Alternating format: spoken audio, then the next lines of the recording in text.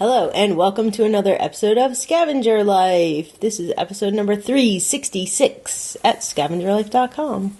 Let's talk about how to run a business. Yeah, for real. Specifically like a local business or a small business. A small business, yes. A non-large corporation. A non-large business, yes, okay. Because that's what we do. Right. So, we talked about, a month or 6 weeks ago, we joined a CSA, which is Community Supported Agriculture. Like a farm share. Well, basically, we bought a subscription to a local farm, and every week they give you like a box or a bag of food, of vegetables. Of vegetables. And we pay a premium for that. It's more expensive than going to Walmart. It's probably at least twice as much, if not 3 times as much as what you would buy at Walmart. Although they also have things that we couldn't even buy at Walmart, certain kind of vegetables. And it's just kind of fun. And part of it, too, the reason why we do it is, we buy the same vegetables all the time at Walmart. And we love CSAs because they're like, here are some radishes. Here are some random, we got a big bag of green beans. And I'm like, I would never buy green beans. Things that we would never buy for ourselves. And so we get it. And so it makes us kind of cook and eat differently. Right. And it's great. Right. And plus, the hope is that they're paying people better. They're farming better. They're using their land in a better way. Right. With fertilizers and pesticides. And it's, you're paying a local family And I think that's the biggest thing for me, and that is I want to make sure local farms are still growing food that people eat and not just like soybeans or something that gets sent to China. Or feed corn just for cattle, right. Which a lot of farms do. Okay, but here's the deal. So it's a little local business. We're paying a premium. Right. And unfortunately, the experience was not a good one. So I would go there every week to pick up the vegetables from their farm. And it's quite a drive. And it's, a bit of a drive. Yeah. But I would always make it a trip where I had to do other things in the area. Right. But you pick it up in kind of this little shabby shack. Yeah. I've never met the farmers. Right. They didn't offer to give me a tour of the farm. When you signed up, yeah. And I also noticed when I was picking it up that there were like cardboard crates from this local, it's like it's a produce auction. It's a produce auction, right. It's almost like where not the huge stores, but stores buy produce in truckloads to sell from corporate farms. So I was like, is that where she's getting this stuff? So I emailed the farmer and I was like, are you, growing all your food, or are you getting just it from the buying auction it and reselling it to me? And then she says, they grow most of their food, but sometimes they do have to buy from this auction. And she says that sometimes they buy from other small farms too. And I was like, okay, let me just give you some advice. When someone joins up, you should be willing to meet them. Yeah, come on by. And you should also every week say where the food's coming from. Like we grew all of it, or we grew these 4 things and this we got from here, just so there's some transparency, And so you're supporting other local farms, that's fine, So why are we talking about this? I'm just talking about this when you run it's business. I feel like people are choosing to buy from you very often because they want an experience, They're looking for something different. Because if I just want like boring and schlubby and cheap, I'll just buy go from to a Walmart. corporation, right? I'll just go where I go anyway. Go to Walmart, because big corporations do efficiency really well. Like if you're an online store and you're selling the same stuff that Walmart does, it's real hard to beat them on the price, unless you're finding stuff that's cheaper, and I don't know how that's possible. The idea of buying from small businesses and supporting small businesses is because you want to help your local economy and your local families. Right, but if I go into a small store, like a hardware store, and they have the same exact stuff I could buy at a Lowe's or Home Depot, but it's like 25% more, to me, it doesn't make sense for me to give him the same thing. Because there's no plus to it. So my point is, the reason you do that is so that you can, like you said, have a better experience, support a local, person. But if that person's not making it a personal experience, you're like, I feel like I'm just going to the grocery store. Exactly. So, for instance, like our hardware store. So we have two little local hardware stores. Yeah. I actually like going there for a lot of things we buy when we do a renovation, because they're real helpful as far as like when I have a question or I need a certain thing or I don't understand the thing I need. Right. They're great at that. And then I go to a Lowe's when we just need to buy, we know 82 by 4s. Yeah, it's cheap. Yeah. They deliver. It's great, So I do go, and I will pay more for certain things at these hardware stores because I'm not just buying the product, I'm buying the service. Right. Them talking to me, which they don't really do at they do sometimes. It's rare. Sometimes you'll find a person and you're like, that person was amazing. Right. But it's really hit or miss. Yeah. But I know those guys. Like when we first moved here, we went to our local insurance agent. Yes. And it was this guy, and he was horrible. He was horrible. He was like just. He was like an older frat guy, Well, you know what was funny about him, and it was the ultimate straw that broke the camel's back, was he accidentally canceled some of our policies, and we were like, okay, well, now that you did that, we're just switching. It was like perfect, right? And we even told him like, if I'm just doing this because I want the cheapest, then I'll just go to Geico. To Geico Online. Like, I won't talk to anybody. So we actually moved to a local guy because we want people who I can contact if I have a question, and it's good. So I just want to follow up with the CSA though. So what happened was you wrote her an email about the produce auction. She's like, we get it sometimes, but thank you for asking. She actually called you on the phone. Yeah. So that was good. But there was an option to renew for the summer share, because that was just the spring share.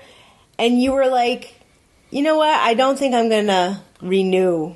Yeah, I think they're fine. I think that they're doing the best they can. I think they need to work on the experience part of it. So there's actually a lot of other small farms in our area. So I found another farm that we joined up with. Right. And we start picking that up on Wednesday. And they even on our website say, come by the farm and take a tour. Come and meet us, And I do want to mention this, that when we told them that we were canceling and not going to do the summer share, you were very respectful and very nice, and you were like, look, we run small businesses too, and this is what I think would help you improve. All the things you just said. Here's some advice. And she was like, you're totally right. We just started this business like a year ago. They took it over from someone else. So I feel like they didn't really understand like who their audience was. And I know that there are people out there that probably do some farming, and they're like, man, these people are just like slaving away. They're not. They don't have time to like put on Sunday clothes to like. And it's not about that, though. And really. It's not about that. It's just. But she never she knew that we were new, and I would have loved for her to have taken notice that we were like. But it's not. But so that was just kind of a topic to actually bring into a bigger idea. We aren't. We're gonna go on about this too much. So what I guess my point of this conversation is like our eBay business, right? Yeah. I find that with our eBay business, eBay is less and less allowing us to run our eBay business as like a little mom and pop store. You know, like every quarter they seem to have these new rules where they're really pushing us all just to be like it's little tiny like Walmart's. Walmart's. Free returns. Where, there's really no way for us to make it special. It's all about compete on the price and ship fast and take its returns for a free, So that's really where they're getting us to compete. And I get that. It's the modern world, but I feel like they're taking away our ability to, communicate with people well, or to people even know that they're buying from people. From a regular person. Even though you see my kitchen in the background, I don't know. Yeah. But exactly. I agree. Still do our best to find like little weird, quirky objects that we love to find. rather than just trying to find like cheap junk from China, you know. So we're trying to still sell people kind of cool things, but that's really the only thing we can do as a small it's business to stand out, is just basically the kind of things that, you know, we buy. And provide good customer service, answer people's questions, deal with issues, be prompt. Right. You know, it's the same with Airbnb. It's the same with our rentals. You know, you provide the information, you are prompt in your communication. That's how you can do it better. But well, I mean, I will say, so our vacation, our rentals that we rent through Airbnb, I really got to give ourselves it's credit that we are, you know, competing against hotels. Yeah. You know, like people are like, do we want to stay in this like person's house, or do we just want to rent down at the fancy hotel in town? And people come to us and they leave with like having had a special experience. Because of the way we communicate with people. Right. The way we've done the house up. With all the little cool stuff in there. I mean, people would not have that experience anyplace else. And they can go home being like, wow, you know, we had a really cool experience. And we're able to do that, you know?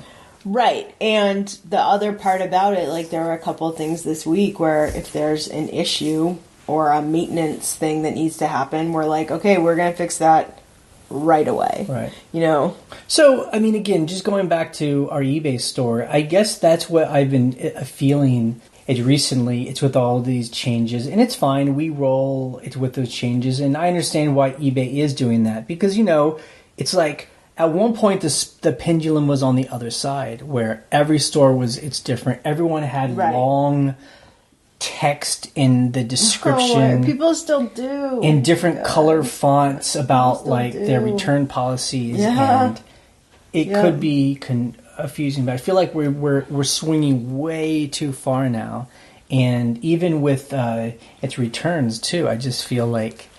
All right. Well, you know, I'm on the edge of turning free returns off because the last few returns have been really and we'll talk about that in a bit. But you know, so I don't know. I really don't know an answer. It's just a feeling that we've been having. You know, how, you know, does eBay? You know, I think ultimately they're doing things because they're really aiming for all the big gigantic stores that sell on eBay. People, it's like us, I don't think are probably even in their radar, you know. And I guess we could like write, you know, like give flyers out when we send products and stuff. I know some people do that. I mean, I've done that in the past and it makes zero difference. Zero difference. It doesn't matter what you're saying on your flyer. Nobody cares. They throw it away right away. Yeah. Which is exactly what I do when I buy stuff on eBay. Yeah. I mean, and it maybe just, you know, having an online store is that's just a way it is. Like, it's just basically a flat playing ground, and we have to compete with everybody and the big boys, and there's really no way to stand out, you know. And so, well, like you said, the way to stand out is with the items you're selling. Right. They're interesting, they're well photographed, they're titled properly, and they're packed and shipped quickly. True. That really is the last and only choice that any of us have. I did a search for an item that I am selling that is probably one of the most long tail items on earth. It was a vintage mailing tube that was mailed between two addresses in Germany in 1953. I'm like, I'm selling this thing. It's cool looking. And I searched for other ones. Vintage mailing tube. There's about 25 others online. Where else on earth are you going to find that? First of all, why are you going to buy that? Somebody is. Right. But, you know, that's why I love eBay. Yep. Where else are you going to get that? That's why eBay is amazing. Right. That's why I love it. That is our thing. Yes. Is the weird stuff. So, you know, Walmart's not going to sell that. But that's how you compete with weird stuff like that. Okay, so let's talk about specifically some things that happened on eBay for us this week. Yeah, a few. I wonder how many people know about this thing that happened, and that is the eBay photo glitch. Oh my God. It's actually a really big deal, and I'm really glad that people told us about it before it kind of hit us full force. Thank God for Steve. So why don't you say a problem? So here's what the problem was. Is still currently. We're good till canceled. And I don't know if this is happening for 30-day listings. I have no idea. But good till canceled does renew itself after 30 days. So it gives you 30 days. After 30 days, it kind of like changes the end date. So what was happening on June 22nd was and the day before that, anything that was relisting automatically through eBay, relisting itself on that day, got rid of the photos. So my mom actually called us that morning and we were like, we don't know what you're talking about. And she's like, I have like 10 things that just randomly don't have photos. And I was like, I don't know. And then Steve went on the forum and he also emailed us directly and was like, you need to look at your listings right now, and everybody needs to, because anything that's about to auto relist today is going to list without photos. And the reason why that's bad, obviously, I mean, people that do backups of their photos, they could just go and reattach the photos. Yeah. But for people like us, we don't really keep backups because we're uploading directly to eBay on the phone. So we actually don't have backups of those photos, which I know people think are crazy, but that's just how we roll. What it is. So the way we solved it was, if you manually end and re-list, it's okay. So my stuff wasn't ending until like that hour that he had messaged us. So I was like, okay, I'm going to go through and like, for the next however many listings that are ending in the next 2 days, I'm just going to manually end them. And then you go into like the bulk, whatever it is, unsold. And you're like, anything has not been relisted, relist now. Right. So that solved it. So that solves the issue, but that means we have to stay on top of it each day. But so we didn't lose any photos. But many people, like my mom, did lose photos. So I have actually been trying to call Anchor support and just any customer service for the last like 2 or 3 days, and nobody's picked up. And I think it's because of this problem. This morning, the rep picked up right away, and I asked her, I was like, how is this fixable? And this is what she told me. She said, click revise on anything that doesn't have a photo. Don't revise anything, just say update listing. Like, you don't have to touch anything. And the photos should come back.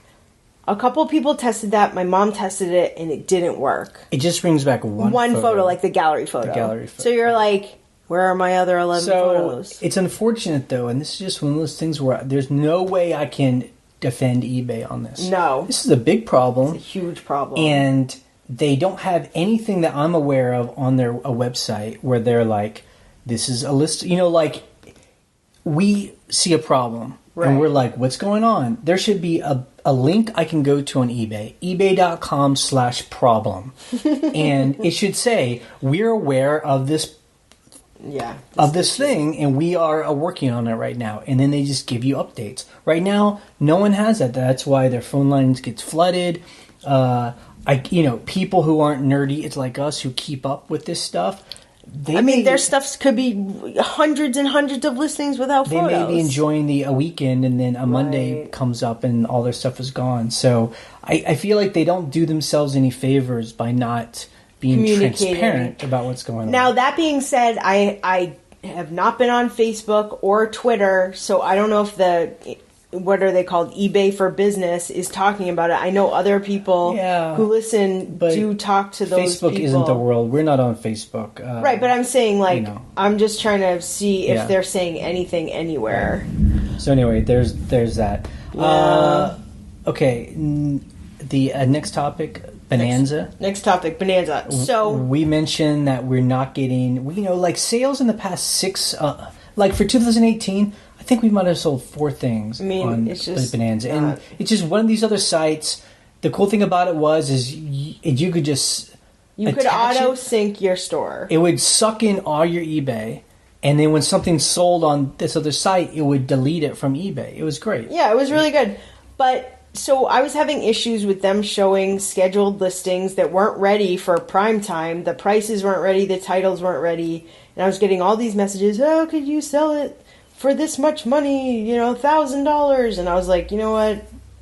This is not worth it. I'm deleting my store. So I deleted it. Right. When things synced right, it was fine. It was just extra money.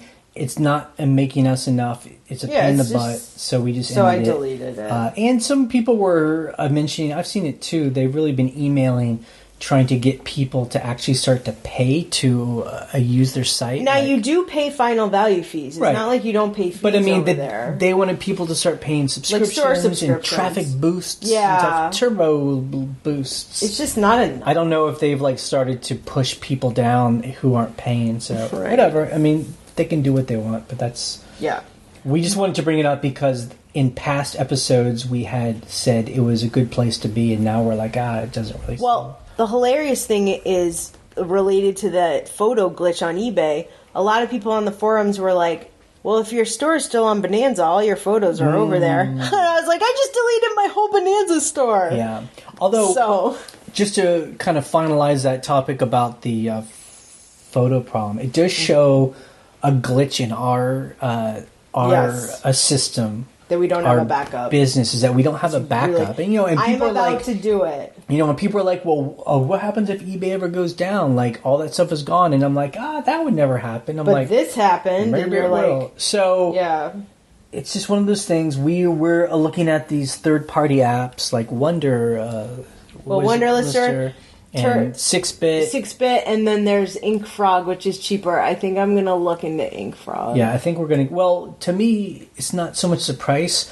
I want a cloud service. Yes. I don't want a service where everything's just on our one computer. Yep. Which just seems weird. I want to be able to log in from anywhere. Exactly. And be able to access our and have other people log into and that's the big thing that it seems like good for InkFrog is that we have a helper that could work from home. And they don't get access to our full store. They just get access to what we want. So exactly, I like that. We'll try it out.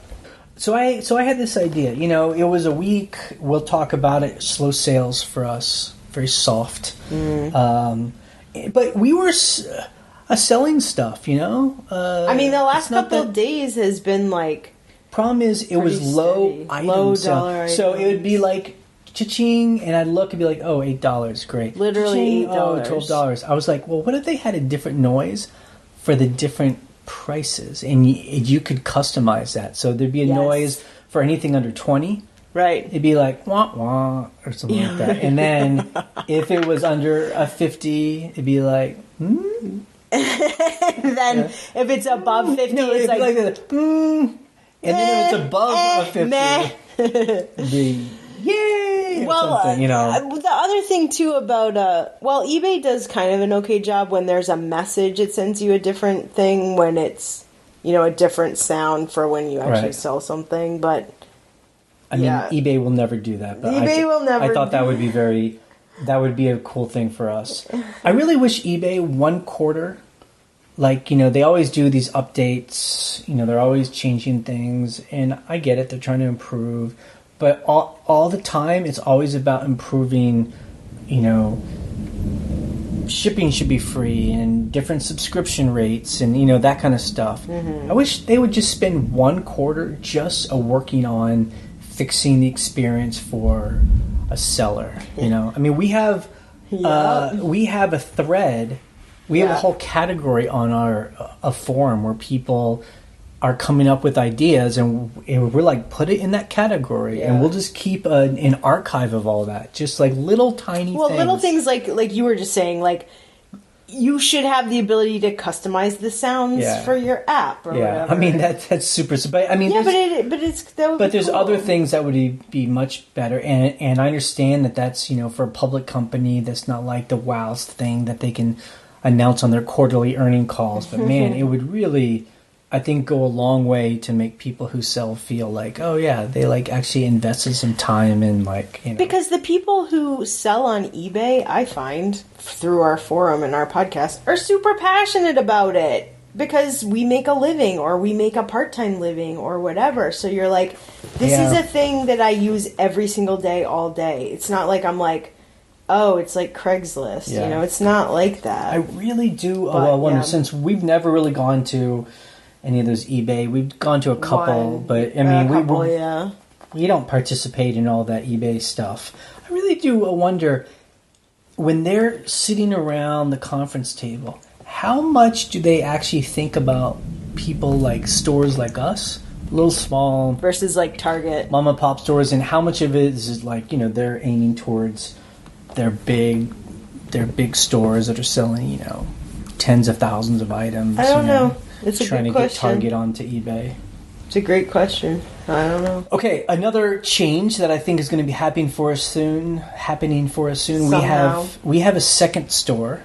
Yeah. We've called it it's been our experiment. Right. It was back when the subscription at level for the Anchor store stopped at like 4,000 or like 5,000 items. Yeah. So instead of paying more in an Anchor store, we just opened up a second store. And the fees were like $50 back then for the second store. Something like that. Cheaper. But now the Anchor store is 10,000 items, so we should just import it in.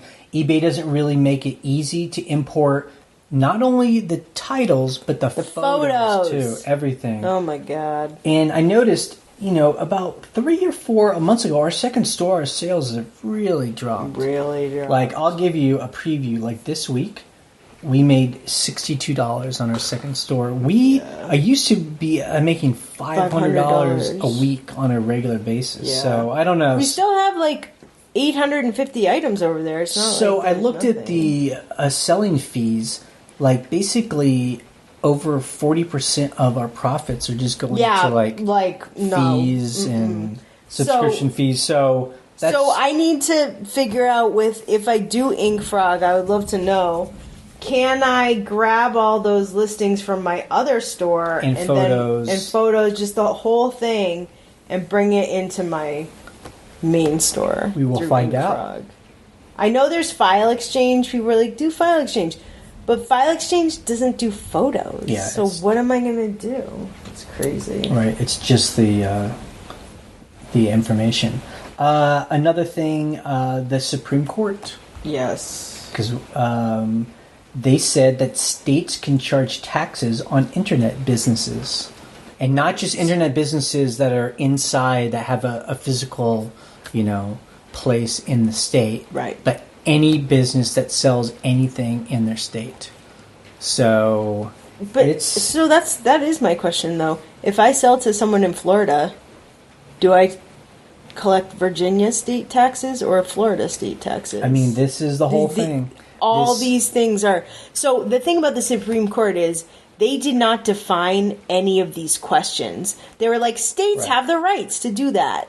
I mean, so we were talking on the forum about this. I mean, there is a long runway here between now and when we would have to start to charge more taxes. I mean, it's got to be between the U.S. Congress, all the states. Does this mean counties and small towns are going to start? Like, so if you sell this someone in Florida, that small town in Florida wants money, the county wants of Florida, the state would want money. So it's just, who would keep track of all that? There's that, and also another big part of it is they were saying this would exclude small businesses. Well, who defines a small business? Is it the federal government or is it the states? Well, it would be whoever wants the tax could. Exactly. So anyway, I think, we'll see what happens. I think it will kind of be like with what happened with, eBay and Amazon, where now if you make over $20,000 in a year, they send that it's PayPal does that. Sorry, PayPal, they send that to the 1099. Right. Like you're being reported. They send it to the IRS, but it's that a threshold. Right. That you have. Well, you have to always report it. You're always supposed to pay it, but the reporting doesn't happen if you sell under $300. $300. Right, exactly. And so it might be the same thing. And Yeah, so I got that headline on my phone the minute it happened, and I was like, well, this is going to be a conversation. Yeah, I mean, we'll see. And as always, whatever tax is charged will just get passed on to the people who buy. I mean, that's just what happens. That's what it is. It's not like that's what happens to us. If they raise the taxes on a gas, I just pay more in gas, Right. So. That's just what it is, but yeah, we'll see what happens. Okay, so this is random, but I do want to say... We had another life. Before this life. Before being scavengers. Back in 2004, there was a time when there was no video on the internet, Like, there was just... Yeah. You would go on the internet, and it would just be websites and blogs, and that's it. It was all text-based. There were no podcasts, all that stuff. Right. So Ryan and I were part of a small community that started to put video on the internet, and we figured out how to do the technical aspects, and we were building our own tools, and it was a really exciting time. And basically, it was about a year and a half between us starting to do it and a YouTube becoming what we think of it now. Right.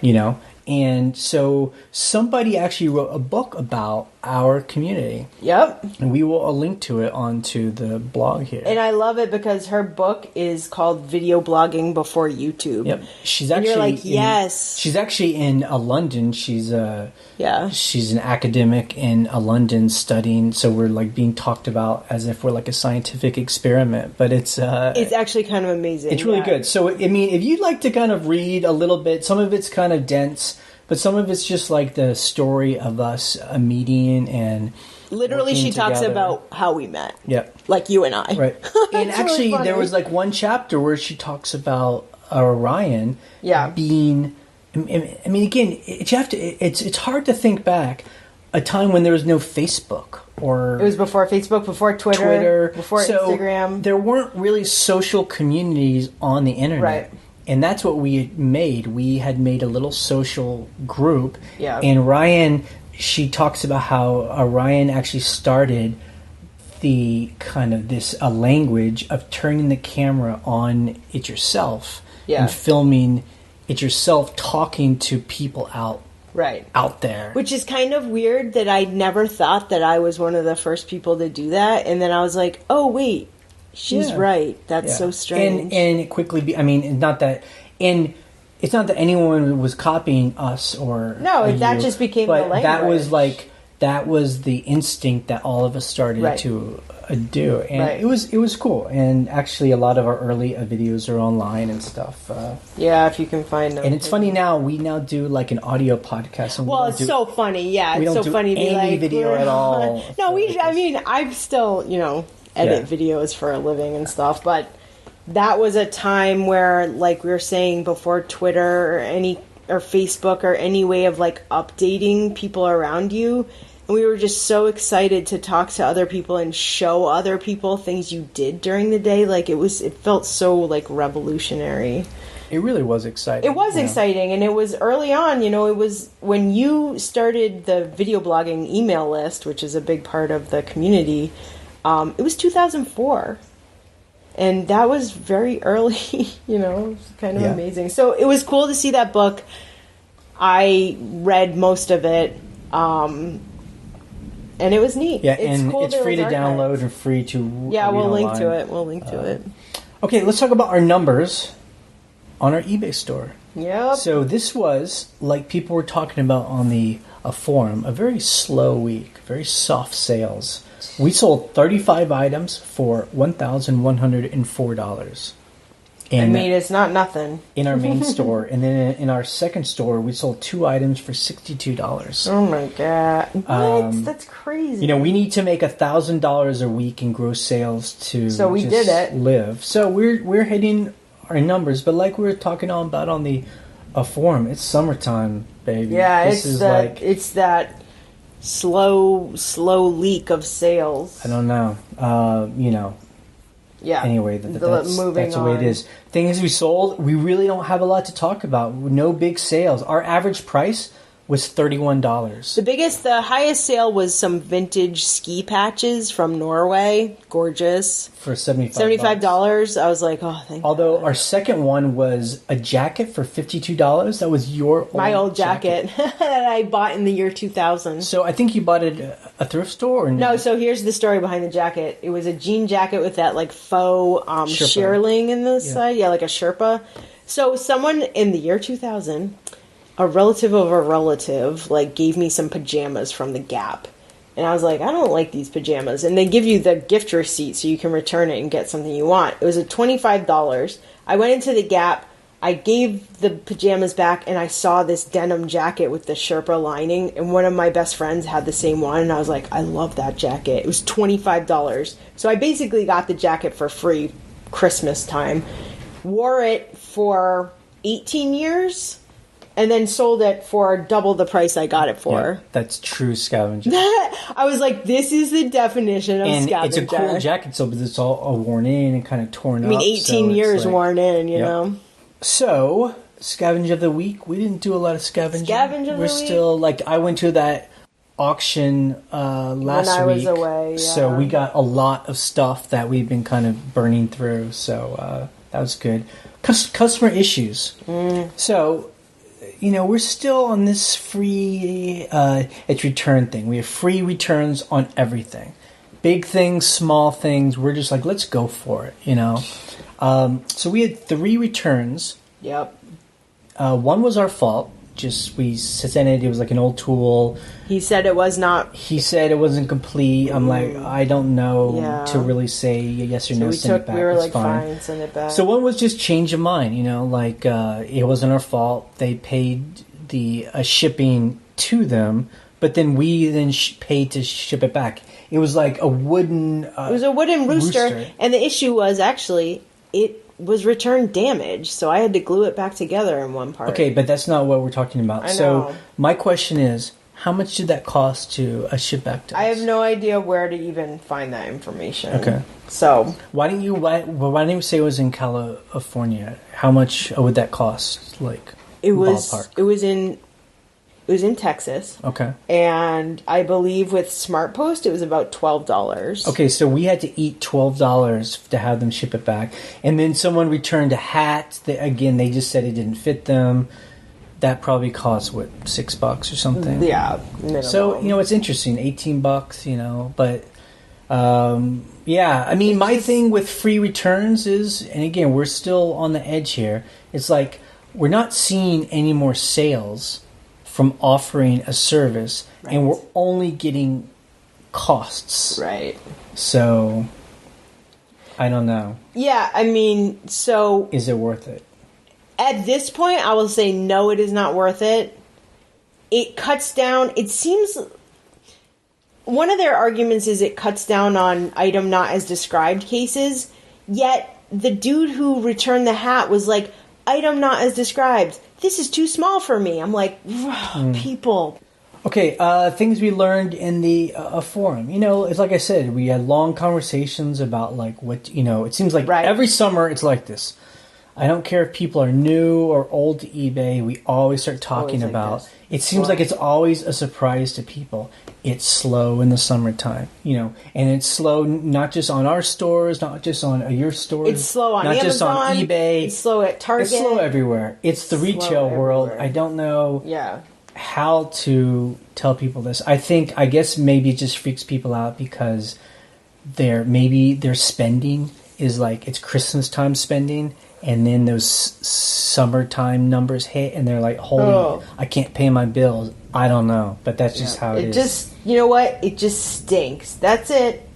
It always will. I noticed in our forum that we have 4,100 members, which I did not. How did you see that number? At the bottom of the forum, it's got it's got like who's new and how many people are there. And look, I'm pretty good about not allowing fake spam members. Like, I go through every single request. I think every week we get about 10 emails from people who are like, I am not a robot, please let me in. I'm like, okay, because I deny strict. There's just so much spam, So and the spammers look real. Yeah. So okay, what do we What? Ha ha ha! Oh, no one wants to hear this, even though everybody messaged us. Oh, I want to hear what you guys ate this week. Jay. So this week, my thing that I've started to do again, it's not cooking or eating, it's drinking. I started to do cold brew coffee again. Although you brewed it with hot water, so you're basically making iced coffee. Iced coffee, but so cold brew is when you actually get like a cheesecloth bag or something, right.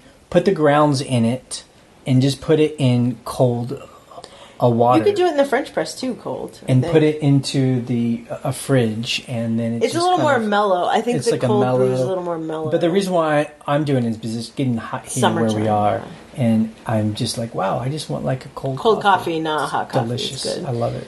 I don't know why you wrote on our outline that I made gross brownies. Gross brownies. That's the official name. You're not even allowed to taste them or have any of them, so how would you know they were gross? So tell people how gross they were. They were not gross. They were awesome, and they were keto brownies with no sugar. And they were made out of avocados. Yes, they're made out of avocados. You know, don't front. I saw what you ate for lunch. It did not look good. It was good. So yeah, so the brownies are what it's like. Okay, cocoa powder and so it's avocados. Cocoa powder. I have fake sugar. It's like whatever it's called, like Truvia or erythritol. I don't even know how to say it. It's fake sugar. It's delicious. It's fine. So there's eggs. There's cocoa powder, fake sugar, avocados, which taste like nothing. And if you make them sweet, they taste sweet. If you make them spicy... a fat in it, right? Yeah, fat and moisture and nuttiness. I put some peanut butter in it, vanilla extract. You bake it up. They taste like... Honestly, in my opinion, they taste like Betty Crocker cake out of a box. Like the delicious cake like your mom used to make for a birthday party. But it's fully keto and there's no sugar. So I love them. I eat them with whipped cream. I don't eat them. They're so darn good. I should put the recipe on the There you go. blog. Do it. And we just sold a $14 pair of shoes. So that's our week.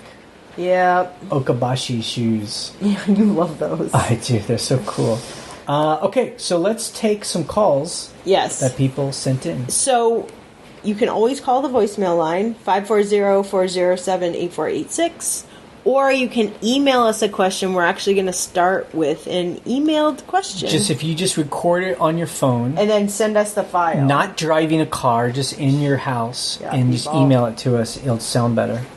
Hi, Jay and Ryan. This is DJ again. I called a couple of weeks ago talking about INAD. I just wanted to say to you guys that your business is, even though you call it steady, it's not steady. You guys are growing.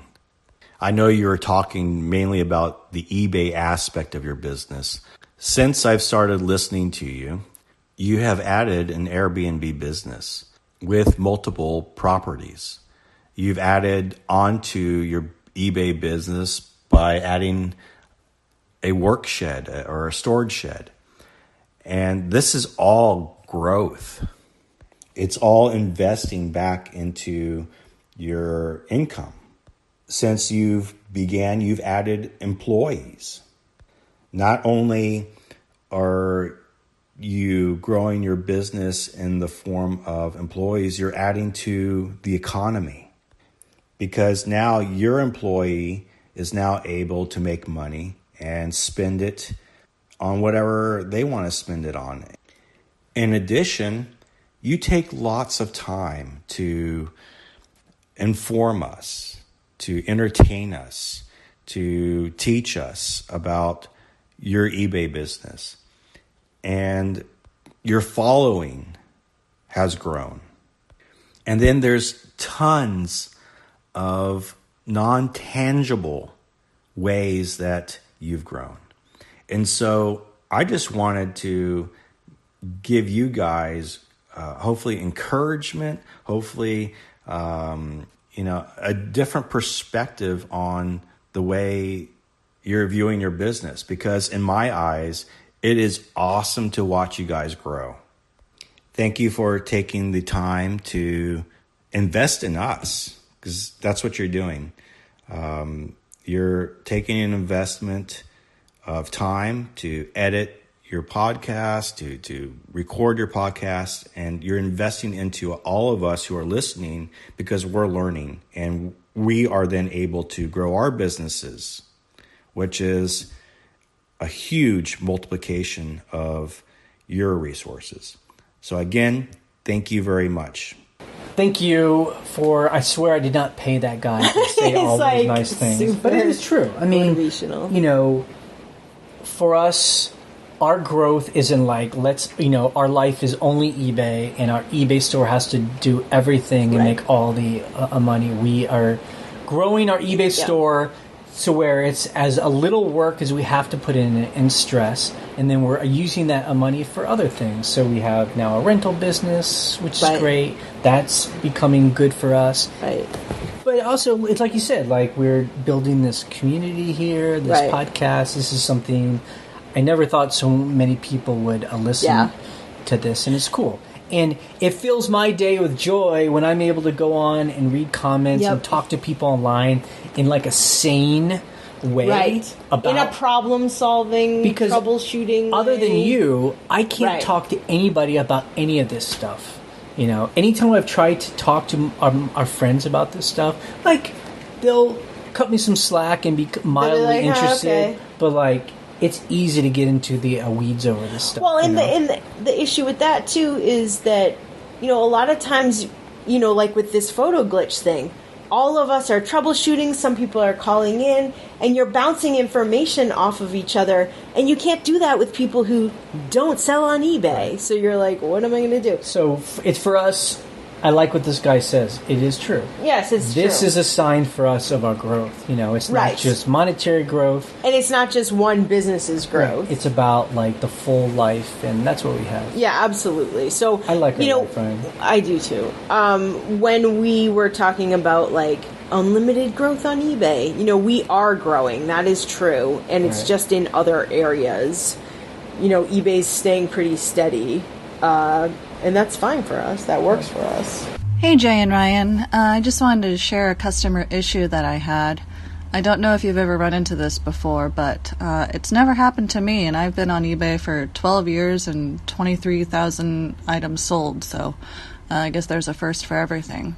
So I sold a vase for over $600, which I was pretty happy about. I sent it through FedEx Ground to a woman in Florida. Halfway through transit, she says that she's changed her mind and she wants to return it. I said, okay, that's fine. Approve the return. And I'm waiting for it to come back. It's supposed to deliver back here today. And then FedEx doesn't show up, and I think that's kind of weird. And then I start looking at the FedEx tracking, and I realize that it says that it's going back to San Jose, California, and I'm in Washington State. So I call FedEx, and they say that, well, eBay paid for the tracking, so it's going back to San Jose. We can't do anything about it unless you work for eBay. And I said, well, no, I don't work for eBay, but that's my item that it shouldn't be returned to eBay itself. So I guess because the billing goes through eBay, if you refuse a package through FedEx Ground, then it gets returned to eBay. And I was just astounded, because if it were a small item, that would be fine. I could handle it. I would just do the refund and not worry about it. But this is over $600. And I talked to the first customer service rep at FedEx for about 15 minutes, and then I finally asked to be transferred to someone else, because he basically said there was nothing he could do, and that it was just going to be delivered to the person that paid for shipping, which was eBay. So I got transferred to someone else, a very nice lady, and it looks like she's going to reroute the package to me. So that just happened a little bit ago, and hopefully it'll be rerouted to me. But yeah, really stressful. I think in the future I'm just going to print off a label and through FedEx directly and ship through there. Yeah, that's all I had to say today. Thanks. Bye. So number one, that's amazing that you have such an awesome track a record. I mean, 23,000 items? Yeah, that's amazing. Man. Yeah. This is the most bizarre thing I've ever heard. That, number one, I did not know... I thought you could only refuse packages from the post office. Yeah. I didn't think that a FedEx ground thing, she could be like, refuse and have it sent back. And I don't see why eBay would be even a part of it since you're the original sender. That seems really weird. The return address is your address. Why would they send it to San Jose headquarters? And right now, I'd just be freaking out about them breaking getting broken, man. A $600 vase, well, if it was refused, it's still in the original packaging, so hopefully you packed it well, which I know you did, so it should be okay. But also, didn't you say if someone refuses an item, that does not count as a return in eBay's eyes. eBay, so she opened a return case, but that tracking is not being tracked. Although once you get it, you can close the return and give her her money back. But it might be worth a call to eBay. I don't know, but I feel like eBay's going to answer just like we did, where we're like, I've never heard of that. That's the craziest I feel thing. like it's with a $600 item, I would call eBay just to get them involved from the get-go, just in case there is a problem. So bizarre. There's then a record of being talked about. That is so strange. Yeah. They're like, we're sending it to eBay headquarters. You're like, the executives at eBay did not send this woman this vase. Yeah. Just so you know. That's super seems to weird. me like that's just a mistake on FedEx's part. Because, I think it's a mistake. I mean, FedEx is probably doing eBay packages all day long. They would know that they don't send it back. I mean, your return address is on that label. That's so anyway. bizarre. Thanks for the call. It sounded very good and crisp. Oh yes. Hi, this is Rebecca from North Carolina. This is my first time calling, and I was just calling about the VERO program that y'all talked about on this week's episode. I wanted to let you know that there is a list of all the companies that participate in the VERO program on eBay's website. I don't have the link in front of me right now, but I have it bookmarked on my computer, and I always refer to it before I list something new. There are also two kinds of companies that participate in the VERO program.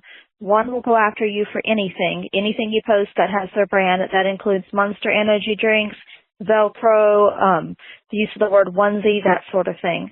The other kind will only come after you if you steal their stock photos or you sell an item they think is inauthentic. Those are companies like Kate Spade and Coach. So you can sell those latter items as long as you know they're authentic. And if you get a VERO on something like a Coach bag, as long as you can prove it's authentic, you can get the VERO taken away and get your listing reinstated. So if you're going to sell something like a high-end Coach handbag, spend the money. I think it was $25 the last time I did it to get the certificate from the Coach store, and then you're covered. Anyway, I just wanted to let y'all know that since the caller this week was having a hard time finding out what was in the VERO program and what wasn't. Y'all have a great day, and I love the show. Thanks. Bye. That is very good advice, that there is a link that shows the frequent VEROers. No. They don't show a link of the people who will go after you. It just shows a link of everyone participating. And it's just like this really exhaustive a list of companies, which I've seen it. I think it's cool. I don't think it's very helpful. I think it would be more helpful is if there was a list of who are the companies that are kind of really aggressive about this stuff. Right. And that just comes from people like her. Hearing about probably it, yeah. People are trading information. I've heard a Velcro thing, Velcro, onesie, Monster, Coach. I've never heard of GoPro. That kind of stinks because if you want to resell your old GoPro, you're so, but I mean, honestly, it's for us, the kind of stuff that we sell, we rarely have products that fall into those categories because we're just selling oftentimes no names on it or I did sell a Coach bag dead things a couple weeks ago, but it was super 70s vintage Coach, so I never had a problem with that. But yeah. It does stink to get it. But if you're someone who sells clothes and you're specifically trying to find the latest, greatest modern high-end clothes, designer I think that's going to be a tough one. It's tough. It's because very tough. There are a lot of fakes out there, and there are a lot, and that's what the companies are going after. There are a lot of fakes, and there are a lot of very good fakes, like Coach bags. Right. it's really hard to tell at this point. You're like, this whole thing about paying $25 to have it verified, I mean, that would just kill profit unless it's a $1,000 bag, or which maybe it is, but. Hi, this is Daryl. I got an interesting item thing that happened to me the other day here. I usually use the global shipping program, and I found out that there's a way for buyers to bump out of it by sending you an invoice on eBay instead. And I wasn't sure if I had sent this particular item as global shipping or not, so I sent him an invoice like I normally would and for insurance and stuff. And the item was so much money that eBay would not let me buy the insurance through them because it's over $1,000. USPS would not do over $1,000. FedEx would not do it online, but I found out that FedEx, if I went into the store, would. Since it's over $2,500 in shipping to Canada, now FedEx wants to get verification of who is paying for the taxes on it. So I'm having a double dip here of global shipping didn't work for me because he bumped out of it with sending me an invoice, and now I have to fight with FedEx to see if he's paying it before they even ship it, after I've already paid with them for the shipping and the insurance through them. So I might be out that. So I'm just in the middle. But I just thought I'd let people know that the buyers can bump out of the global shipping program if they send you an invoice. And what eBay says is that you can cancel the item or cancel the transaction when they try and do that, because you are outside the global shipping and have no coverage on eBay. So just something I never heard of before, so I thought I'd let you guys know. Thanks. Bye-bye. Okay, so just to clarify, because you were saying this a little bit differently than how I understand it, how some customers can bump themselves out of global shipping is they send you a request for an invoice. It's not you sending them an invoice, because you actually can't send them an invoice if it's global shipping. You'll click send invoice and it'll say, this is a global shipping item. eBay will send them the invoice for you, and you can't do anything. But there are some buyers, I don't know what it is, if it's just certain countries, where they can request invoice from seller. I don't know if that bumps them out or if then you sending them an invoice, it bumps them out. Because I would not want to bump out a $1,000 item out of global shipping program. Now, if someone sends you its request for an invoice, and why don't we say it does bump them out of the global shipping? What do you do? Can't you just choose not to sell it to them? Be like, you can cancel it. Yeah, just be like, I'm not selling this. I'm only selling this to you through global shipping. I think that's the only solution. Yeah. Other than sending it yourself, like he's having the problem with like insurance and stuff. I mean, I feel like if someone's going to pay $1,000, they should be willing to pay. All global shipping is prepaying for, the VAT tax, all the taxes, import fees, all the shipping. And if they're not willing to do that, that's not the kind of buyer I would want to sell $1,000. Because it's going to be expensive no matter what, even if it's in Canada. Because if they're going to try to cheap out over $50 or something, those are going to be the problem buyers. So my advice is to cancel that sale. I would also call eBay and be like, tell them it's what's going on. Yeah, I feel like people should not be able to get bumped out of global shipping. Why even have it if customers themselves can bump themselves out? Right. That, to me, I'm like, no. I totally agree. Yeah. Hi, Jay and Ryan. Love your podcast. I just have a quick question. In all your guys' experience, and I don't know if this has happened, maybe it's on the forum and I haven't seen it. Long story short, I approved a return, and yesterday I got an empty box in the mail. So there's nothing in it. The original item, I sold a pair of Louis Vuittons for $250. And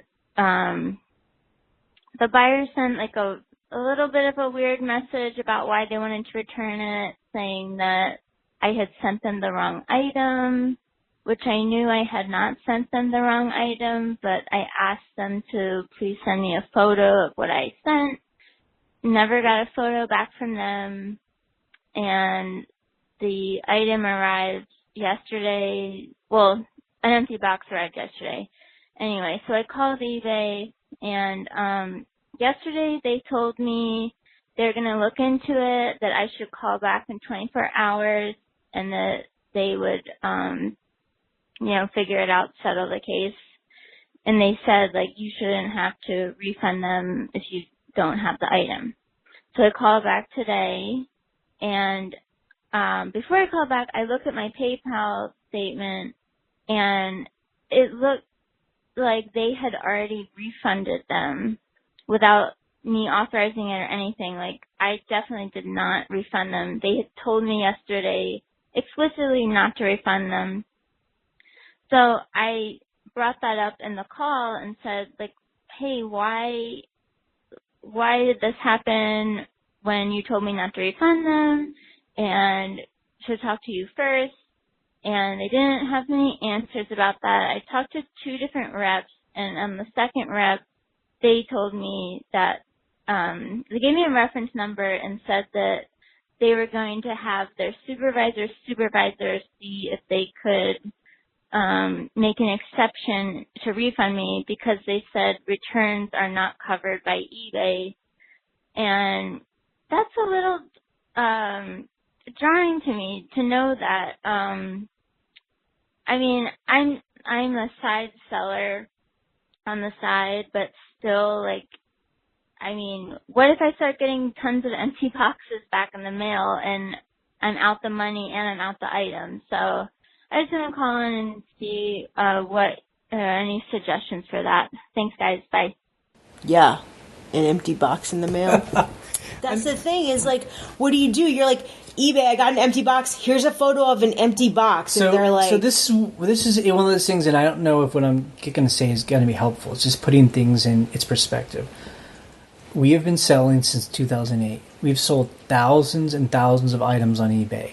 This has never happened to us. I've never gotten an empty box. I know when you go online, you hear these horror stories, but I just feel like this is not a common thing. And unfortunately, maybe you just happen to have one of those really bad, scammy people. Because you just sold a pair of $250 Louboutins, and those people sometimes can be... I don't know. There are certain categories that I feel attract more scammy people. Yeah. Selling iPhones, fancy clothes, jewelry... it's not a good answer. I don't know, and the only thing I can think of is definitely call eBay and alert them. I don't know if they're going to help you out on this, but at least that buyer will get some kind of, I hope, like a mark against them. And if it's the kind of person that does this on a regular basis, eBay is going to shut that person down. That's what you hope would happen. Absolutely. I don't know. I don't know what to say. I mean, we have sold those exact kind of shoes. I've never sold Louboutins. You haven't? No. We have sold very high-end shoes. Yes, we have. Before, and I never had a problem. Right. A $900 pair of boots before. I mean, so I just feel like this is just one of those things where, like, oh, it just really stinks. Sucks. Well, I hope that you get a rep that's like, okay, we're gonna refund you with no, just consequence. Please follow up and let us know. I would love to know what happens. Like, how did they solve it for you? Hi, Jay and Ryan. This is Paul with Real Cool Surplus again. Just want to thank you for your great podcasts. I've listened to almost all of them. But I do have another question for you. Changing my eBay from just a regular site to a store, and I had 50 listings free. Now I think I have the basic subscription. It's like 250 items. And my question is to not be charged, if you did over 50 listings before, you got charged for anything over that, like 35 cents a piece. And I have like 200 items on there. So I was getting charged that extra. So I changed it to a store. Would I have to end all my listings and then repopulate them back into the store? Or will they automatically drop those charges off since I become a store and can get $250 for free? I wasn't sure how that works, if they automatically recognize that now it's a store and I don't have to pay that fee anymore, or if I have to repopulate it and start from the beginning. If you could answer that, that'd be great. Thank you very much, guys. Bye. No, the great thing about eBay is when you start your store, just all your items go into the store. Like, they're just like, you have a store now. Yep. That's it. Yep. It should be that easy. Yep. I don't think it's changed. Yep. So it is that a simple, and anyone that, it seems like there are people, they kind of run their store on like, they only list things if it's free to do. And I get that, but when you're ready to bump it up, it's just about doing the numbers. Numbers, That's what we did. When they first came out with stores, I remember in our first house when we moved to the country, we're sitting at the living room table, dining room table. I remember the moment, and we did the numbers, and we were like, it's so much cheaper to have a store. Like, we have 400 items. Oh, yeah, we're paying too much at this level. If we bump it up, it's a little bit cheaper. It's actually cheaper, and we can keep growing. So we said, That's why our second store, we've done the numbers, and we're just not, we're not selling enough to really pay our fees, so we're going to get rid of that. Hi, Jay and Ryan. Long-time listener here. I go by Marie S. That's back when you still have the older forum set up. Anyway, my question is about Ting, your phone carrier. Me and my husband also use Ting for probably the past year or 2 years probably by now. We switched when I heard you guys talk about it, and we used to pay $170 to $180 a month with our previous carrier, and now we average about $60, so it's a lot of savings. So thank you guys for mentioning Ting. We'll be going to Asia in a few weeks, particularly the Philippines. And since you guys travel a lot, what do you do with your phone service? Like, do you use it like usual once you get there, or do you have to call and set up roaming? Or I think you mentioned something about using a different phone or a burner phone. I did look at the website, and it mentions about surcharges and the different rates depending on the country you're in. So I'm just curious what you guys do. Because while we're there, I do plan to still check on my eBay store for messages and offers. So I will be using data for sure. And I could use Wi-Fi over there, but I've heard that from my hometown, internet is still not that fast. So Wi-Fi probably is not consistently reliable. So anyway, so I'm just curious as to what works for you and what's more cost effective when you guys travel. Love your podcast. More power to you guys. Thank you. Bye.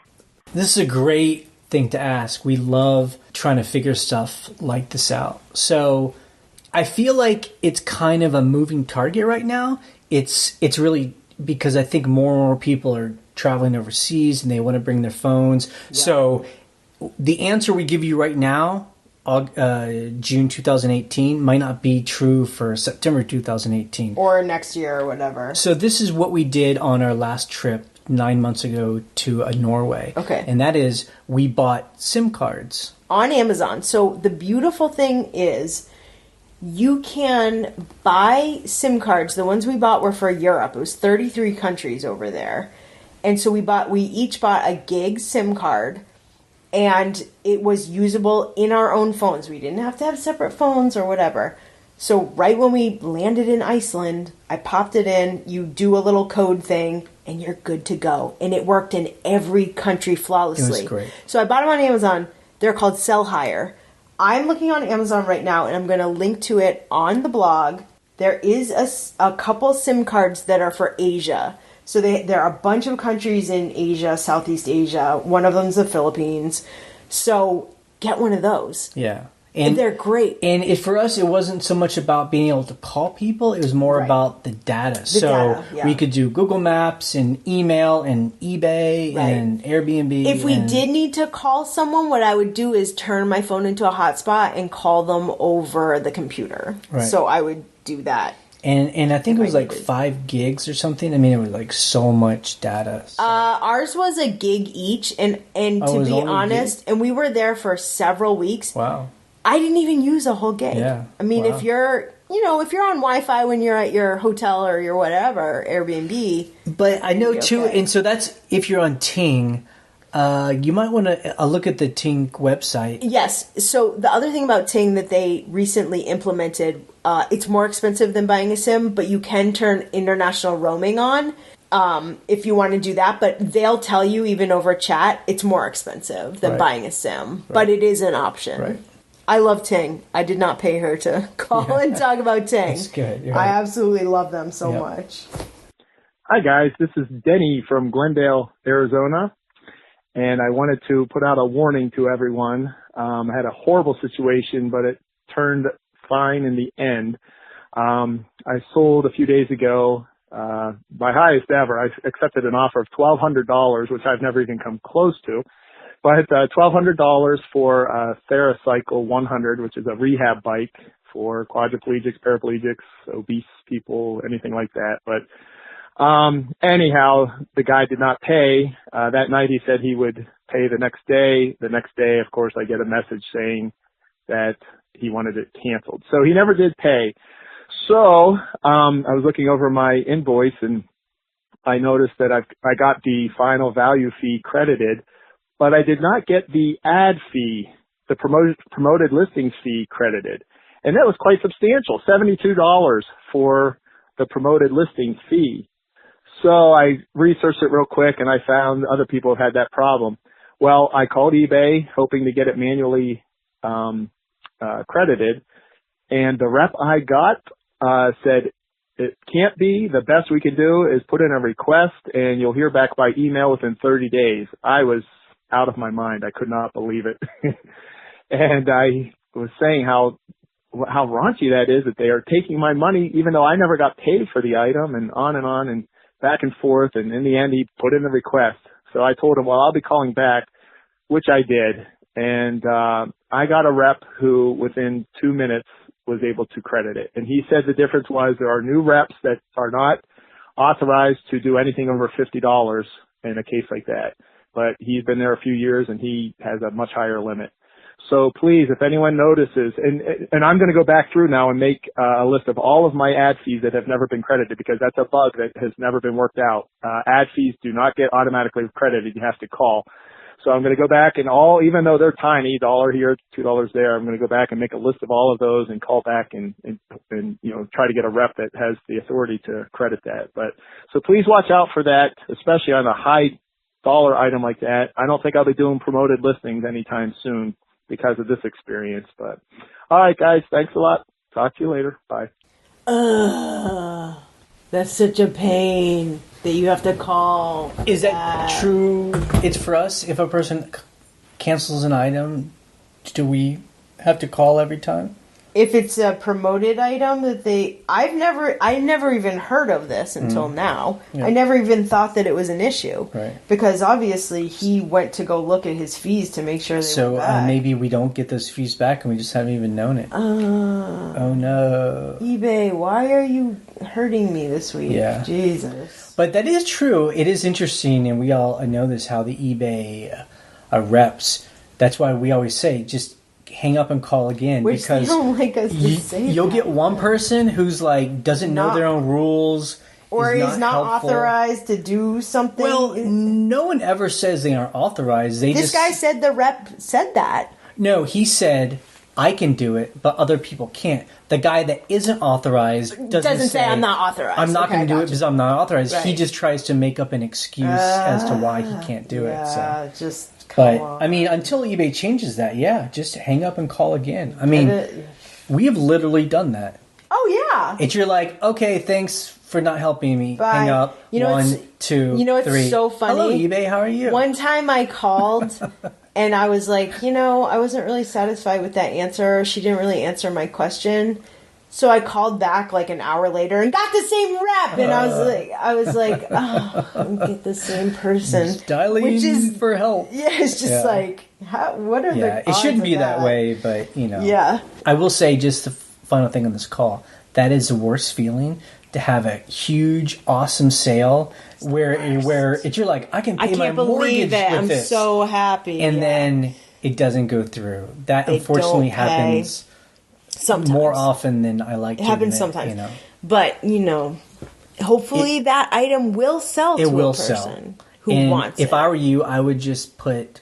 Sometimes what we do if we have that problem, we just take off a make offer and just put the price that we want that you would be happy with. Like what price? Like lower the price a little bit. If someone made you an offer, what would you take? And then just do that and pay immediately. Right. Okay, that's it for the podcast this week. You can check out the blog at scavengerlife.com for the links we discuss and to join the conversation on the forum. You can email us a question if you want, or you can call and leave a comment on the voicemail line. Again, the phone number is 540-407-8486. We post an episode every Monday morning. On Wednesday, we post a What Sells video, currently being brought to you by Stephen Schultz. You can subscribe to us through iTunes or YouTube so you'll always get the latest episode. We are ending this podcast in 3, 2, 1. Bye.